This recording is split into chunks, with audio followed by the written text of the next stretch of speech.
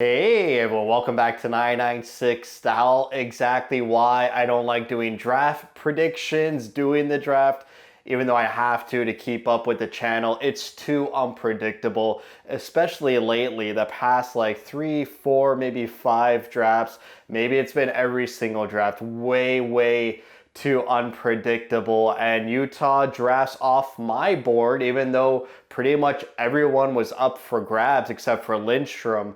When Utah went up to the podium, there was still Dickinson, Buyam, Perek. They were still all there. I am so surprised how low Dickinson and Buyam went. I think 11 and 12. Perek went ninth. But Utah Hockey Club drafts. I can't believe I'm saying this. I couldn't even write his name down for how surreal it is. Tij Iginla. I've never said this on the channel. In high school, I was a Calgary Flames fan for about 3 years, 2 or 3 years, a little brief moment before I realized, okay, Calgary's not for me. I was a huge Steve Yzerman fan growing up since I became conscious as a human being. And then once Yzerman retired, gravitated towards Iginla, and then obviously gravitated towards the Coyotes and Shane Doan. So Iginla and Doan, my top three players of all time, Yzerman being number one, and both Iginla and Doan's sons are on a team I cheer for and I follow. I can't believe I'm going to have to start writing down Iginla's name, saying the name again. I haven't said that name in so long. I still have a little figurine at my parents' house that I guess I'll have to bring to mine just to remind me that I'm cheering for his son. So Tij Iginla, left wing out of Kelowna. He plays for the Kelowna Rockets in the WHL. If you remember my draft video, I said Bill Armstrong rarely, if ever, drafts from the Ontario Hockey League where Sam Dickinson was playing. We'll see on Saturday if Bill Armstrong and management staff continue to not draft out of the Ontario Hockey League. Again, let's 6 foot even. We'll see how real that is. Maybe he's 5'11 and a half, 192 pounds. Look at these numbers this past season. 47 goals in 64 games played. 37 assists, 84 points in 64 games played. The second line is playoffs, almost a goal per game in the playoffs. 9 goals, 6 assists, 15 points in 11 games played. The season before then, he played on the Seattle Thunderbirds. If you're a Coyotes fan, why is that familiar?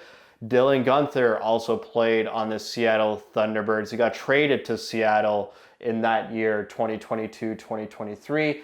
Iginla has kept getting better and better. He exploded this past season, and as the days, weeks, months came closer to the offseason, even throughout the playoffs, his stock was rising. I believe in October, he was around the 25th overall range, and then every month he would go to 20th overall. Okay, now maybe he's a late teen pick. Okay, maybe he's now 10 to 15.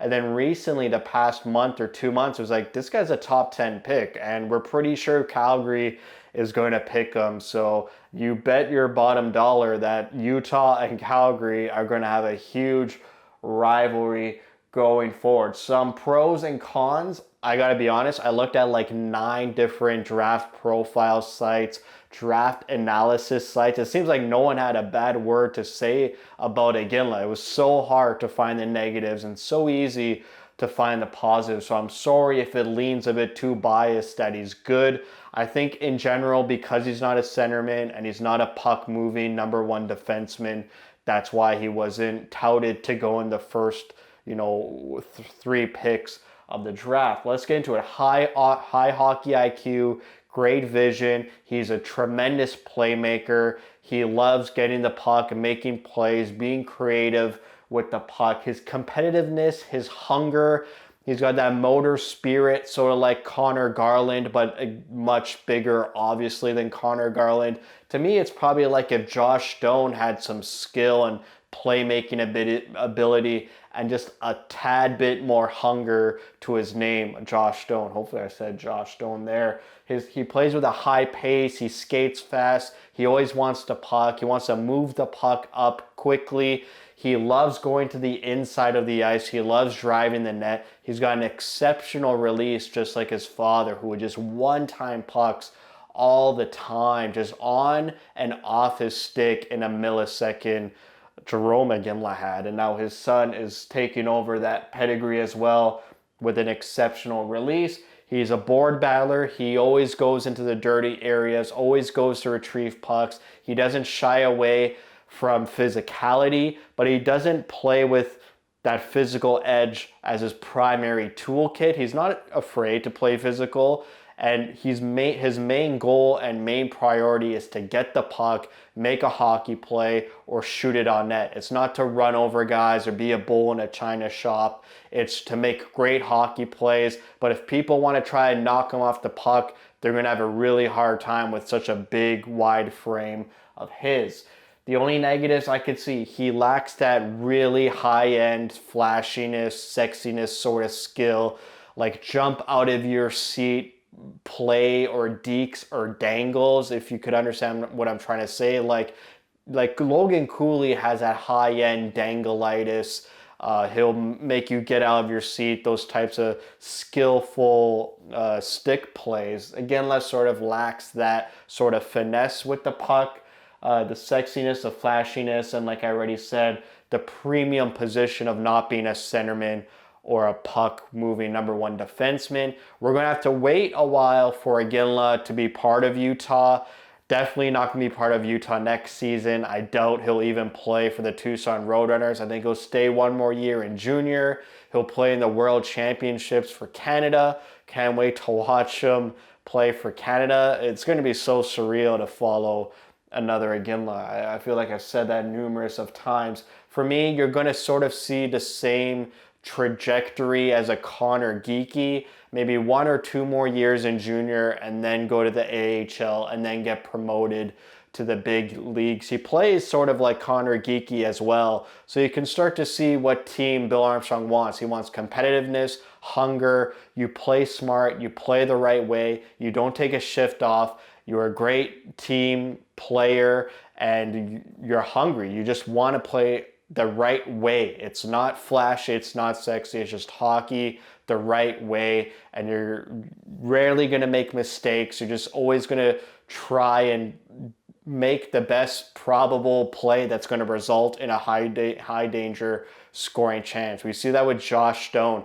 Nothing flashy about him, just does everything right, and he gets rewarded. He was almost a point per game in the 10 or 11 games he played. So expect to see Iginla to just play some smart hockey, battle hard, play hard, and have that great work ethic that, a lot of draft picks that Bill Armstrong has made in the past 3 years all have that same sort of skill and ability and the way they play hockey. So excited for this one, even though it was not on my radar.